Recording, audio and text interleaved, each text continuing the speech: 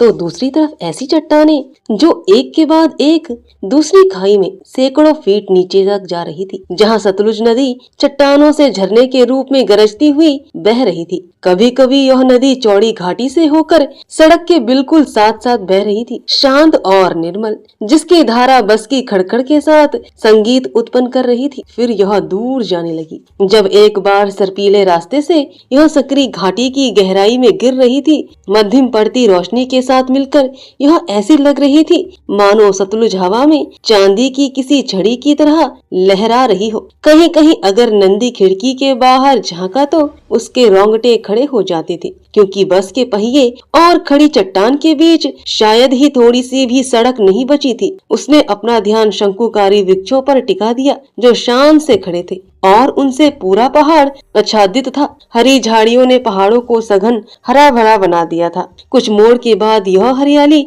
ऐसे अचानक गायब हुई मानो कोई जादू हो, और पहाड़ अनावृत और चट्टानी दिखने लगे। चट्टान भी रंग बिरंगा दृश्य प्रस्तुत कर रही थी। कुछ हल्के भूरे थे, कुछ स्लेट के जैसे काले, कुछ हरी तो कहीं कहीं चमकदार तांबे के रंग वाली। बड़ी बड़ी चट्टानें पहाड़ी से ऐसे बाहर निकली थी मानो अभी नीचे लुढ़क जाएगी। बीच बीच में छोटे छोटे पत्थरों की बरसात भी हो जाया करती थी। यह हिस्सा काफी अस्थिर था और कभी भी कोई बड़ी चट्टान नीचे लुढ़क सकती थी, इसलिए चालकों को पूरा चौकन्ना रहना पड़ता था। मन ही मन जल्दी जल्दी भगवान का नाम लेते हुए नंदी अपनी सीट के किनारे पर अकड़ कर बैठा था। उसे इस इलाके का पूरा भूगोल पता था, जो गायब होते धुंधलके में और भी चुनौतीपूर्ण लग रहा था। जल्दी ही रात ने उस भूभाग को अपने आगोश में लेना शुरू कर दिया। आखिर में उस अंधेरी सड़क के बेहद छोटे से हिस्से को ही बस की हेडलाइट की रोशनी से देखा जा सकता था। दिन भर की थकान नंदी पर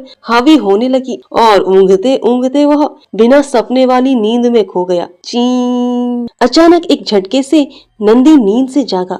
उसका सिर ड्राइवर के केबिन को अलग करने वाले शीशे से धम से टकराया। उसकी आंखें झट से खुल गई। उसका दिल सुपर फास्ट ट्रेन की तरह धड़कने लगा और सिर चक्कर खा रहा था। चंद सेकंड के भीतर वह किसी तरह अपनी सीट पर संभल कर बैठा। अपने माथे को सहलाते हुए उसने गहरी सांस ली। आखिर यह बस अचानक इतनी जोर से कैसे रुकी? ड्राइवर अपनी सीट पर ऐसे बैठा था जैसे उसे काट मार गया हो। फिर वह मुड़ा और क्षमा याचना के अंदाज में नंदी की ओर फीकी मुस्कान के साथ देखा। वो भी सहमा सा दिख रहा था।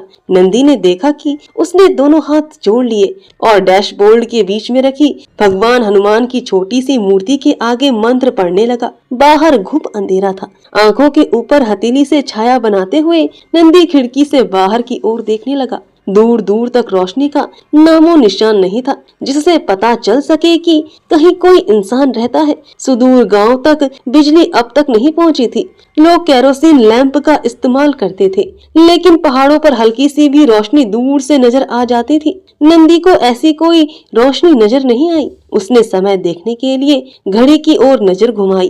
7:45 बजे थे। अभी तो वह बमुश्किल 20 मिनट ही सो पाया था। वह सीट से उठा और ड्राइवर से पूछने चल दिया कि इस जंजाल के बीच उसने बस को क्यों रोका, वह भी इतने भयंकर झटके के साथ। ड्राइवर और कंडक्टर आनन फानन में बस से नीचे कूदते दिखे। नंदी भी नीचे कूद गया।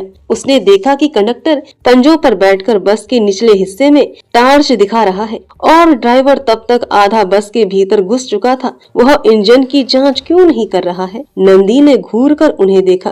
फिर ड्राइवर उठ खड़ा हुआ और निराशा में सिर घुमाने लगा। उसके चेहरे की निराशा देख नंदी की तो जैसे धड़कन ही रुक गई। बस के साथ सब ठीक तो है। इस सुनसान जगह पर रात बिताने का उसका कोई इरादा नहीं था।